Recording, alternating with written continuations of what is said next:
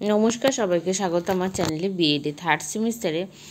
আজকের ভিডিওতে ম্যাথামেটিক্স সাবজেক্টের উপর যে সমস্ত অ্যাসাইনমেন্ট দিয়েছে সেই অ্যাসাইনমেন্ট নিয়ে আলোচনা করব। কোর্স 1.3.7b অর্থাৎ যাদের মেথড সাবজেক্ট ম্যাথামেটিক্স তারা এই ভিডিওটি ভালো করে দেখে নিয়ে তোমাদের অনেকেরই অ্যাসাইনমেন্ট দিয়ে দিয়েছে এবং অ্যাসাইনমেন্ট জমা নেওয়ারও সময় হয়ে গেছে। তাই যাদের এখনও অ্যাসাইনমেন্টটা লেখা হয়নি তারা এই ভিডিওটা দেখো এবং তোমরা তোমাদের বন্ধুদের সাথে ভিডিওটি শেয়ার করে নিও। তাহলে প্রথমে দেখো অ্যাসাইনমেন্টের মধ্যে কী আছে, কিছু প্রশ্ন উত্তর আমাদের লিখতে হয়। ফার্স্ট প্রশ্নটা কি বলেছে, গণিত শিক্ষণে ব্যবহারিক কার্যাবলী 4টি উদ্দেশ্য লিখুন। অর্থাৎ গণিত শিক্ষণে ব্যবহারিক কার্যাবলী 4টি বৈশিষ্ট্য হলো গণিতের বিভিন্ন প্রকার তত্ত্ব, সূত্র, উপপাদ্যকে পরীক্ষার সাহায্যে প্রমাণের দক্ষতা অর্জন করা। বি বলা হয়েছে শিক্ষার্থীর সৃজনশীলতা বৃদ্ধি করা।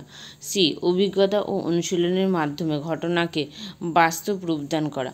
ডি বলা হয়েছে বিভিন্ন সমস্যাকে সঠিকভাবে চিহ্নিত করে তার সমাধানের পথ বের করা।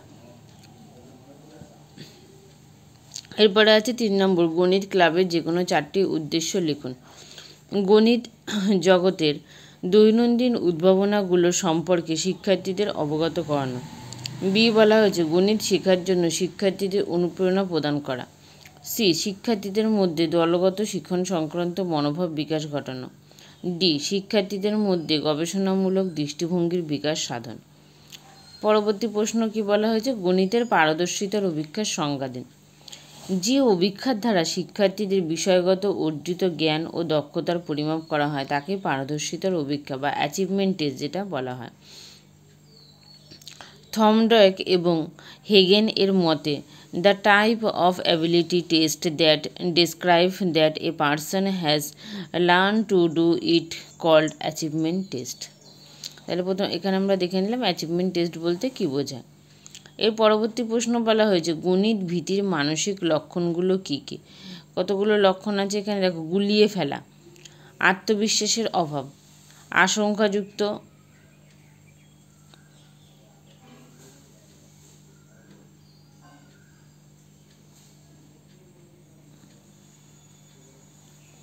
আশঙ্কাযুক্ত চিন্তা ভাবনা, নেতিবাচক চিন্তা, দুর্বল স্মৃতিশক্তি, বিচ্ছিন্নতা। এরপরে আছে 7 নম্বরে ধীরগতি সম্পন্ন শিক্ষার্থীদের 4টি বৈশিষ্ট্য লিখুন। প্রথমে এ বলা হয়েছে নতুন বিষয়বস্তুকে সঠিকভাবে আত্মীকরণের জন্য প্রয়োজনীয় জ্ঞানের অভাব দেখা যায়। তারপরে বি বলা হয়েছে এইসব শিক্ষার্থীদের নতুন জ্ঞান আহরণের জন্য প্রয়োজনীয় শিক্ষণ প্রক্রিয়ার সমস্যা দেখা যায়। সি এদের শিক্ষণ খুব ধীর গতিতে হয়।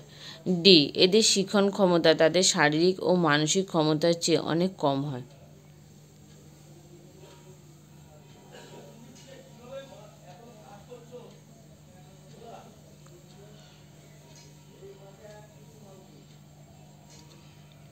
এরপরে চলে আসি গ্রুপ বিতে।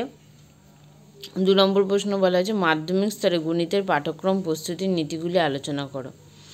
গণিতের পাঠ্যক্রম নির্মাণের নীতিসমূহ। ফার্স্টে বলা আছে 1 নম্বর নমনীয়তার নীতি। নমনীয়তা পাঠ্যক্রম নির্মাণে অন্যতম প্রধান ভিত্তি। পাঠ্যক্রম সর্বদাই নমনীয় হওয়া উচিত। পাঠ্যক্রমকে সময়ের সঙ্গে সঙ্গে পরিবর্তন এবং সংশোধন করতে হয়। গণিত জ্ঞানের সাম্প্রতিক বিষয়গুলোকে পাঠ্যক্রমে প্রতিফলিত করা দরকার।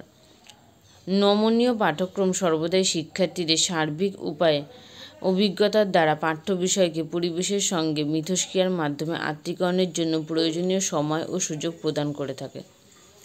এরপরে বলা হয়েছে শিশুকেন্দ্রিক নীতি।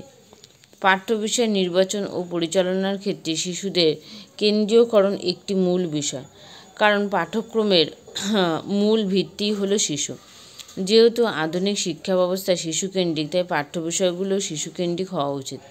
শিশুদের চাহিদা, প্রয়োজন, আগ্রহ, সামর্থ্য, বয়স ইত্যাদির উপর ভিত্তি করে পাঠ্যক্রমকে রচনা করতে হবে। বস্তুত পাঠ্যক্রম হলো শিশুদের উন্নতি সাধনের পথ, যেটিকে গ্রহণ করে সে তার জীবনে উন্নতি লাভ করতে থাকে। 3 নম্বর বলা হয়েছে ঐক্যের নীতি। আকাঙ্ক্ষিত আগ্রহ ও আদর্শ গঠনে শিক্ষার পথে ঐক্য সৃষ্টি করে। যখন গণিতের পাঠ্যক্রম নির্ধারণ করা হবে আমরা তখন সেই সব বিষয়গুলোকে সংযুক্ত করব যা আমাদের দৈনন্দিন জীবনে প্রয়োজন। পাঠ্যক্রমে এমন সব বিষয়গুলোকে সংযুক্ত করতে হবে যা আমাদের সভ্যতার ঐক্য ও উন্নতি সাধনে কাজে লাগবে। এরপরে 4 নম্বর পয়েন্ট বলা হয়েছে ব্যবহারিক মূল্যবোধের নীতি। গণিত পাঠ্যক্রম রচনার সময় এমন সব বিষয়গুলোকে পাঠ্যক্রম সংযুক্ত করতে হবে যা আমাদের ব্যবহারিক জীবনে কাজে লাগে। কারণ জ্ঞান হলো একটি বিশেষ ধারণা যা আমাদের ব্যক্তিত্বের বিকাশে সহায়তা করে, কিন্তু প্রকৃতপক্ষে বেশিরভাগ শিক্ষার্থী এটিকে সঠিকভাবে অনুসরণ করতে পারে না। গণিতের ব্যবহারিক জ্ঞানকে সার্বিকভাবে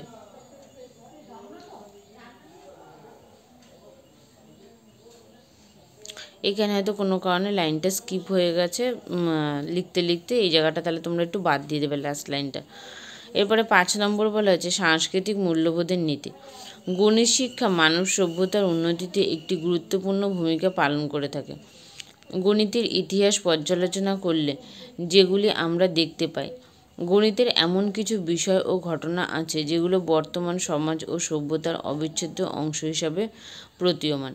সেই সমস্ত বিষয়গুলো পাঠ্যক্রমে সংযুক্ত হওয়া উচিত। এরপরে 6 নম্বর বলা হয়েছে আধুনিকীকরণ নীতি। গণিত পাঠ্যক্রমে সেই সব বিষয়গুলোকে সংযুক্ত করতে হবে যা আধুনিকীকরণে সহায়তা করবে। গণিতের বিষয়বস্তু যেন বর্তমান সময়ের সহিত সম্পর্কযুক্ত হয়।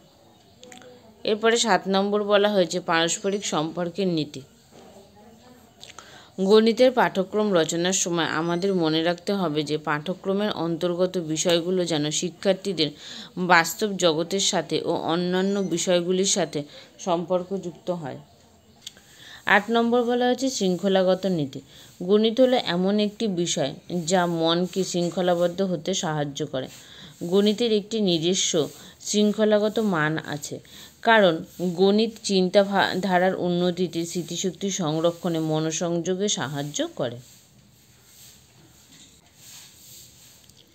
এরপরে 9 নম্বরে বলা হচ্ছে সৃজনাত্মক নীতি।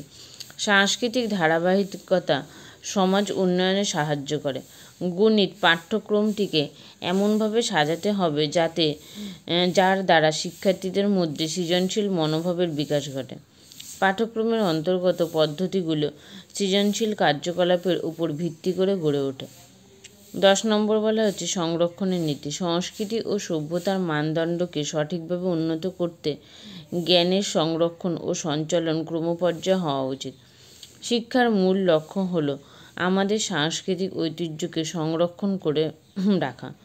সংস্কৃতির মধ্যে জ্ঞান, মূল্যবোধ অবস্থান করে, তাই পাঠ্যক্রম সর্বদাই সাংস্কৃতিক উপাদানের সমন্বয় ও শিক্ষার মূল্যবোধের দ্বারা রচিত হওয়া দরকার।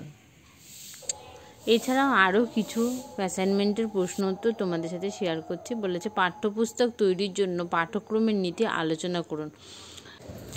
এই ক্ষেত্রে দেখো যেই নীতিগুলো আছে সেগুলো তোমরা দেখে নেবে এবং এখান থেকে লিখে নেবে। ওই অ্যাসাইনমেন্টে তাই আরও কিছু প্রশ্ন উত্তর একই সাথে আছে, সেগুলো আমি সম্পূর্ণ একটা ভিডিওতে দিয়ে দিলাম যাতে তোমাদের সেক্ষেত্রে সুবিধা হয়। এর পরবর্তী আর যে প্রশ্নটা আছে সেই প্রশ্নটা একটুখানি দেখে নেবো, এরপরে তোমরা এই প্রশ্নটা লিখে নেবে।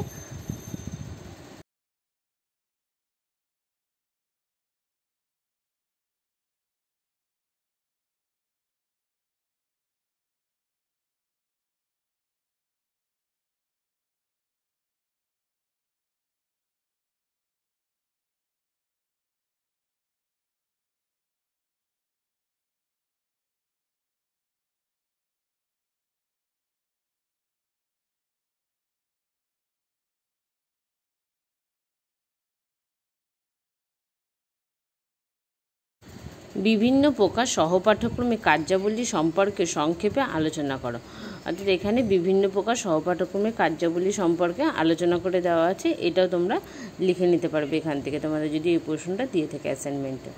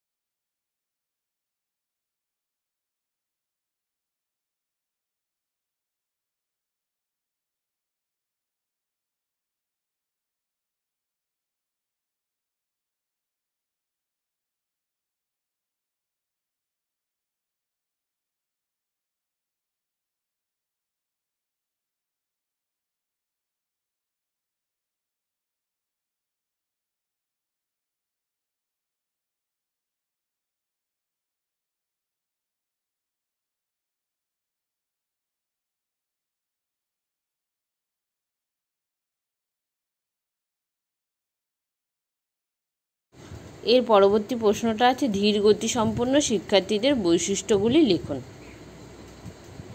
এই প্রশ্নটা তোমরা লিখে নিতে পারবে।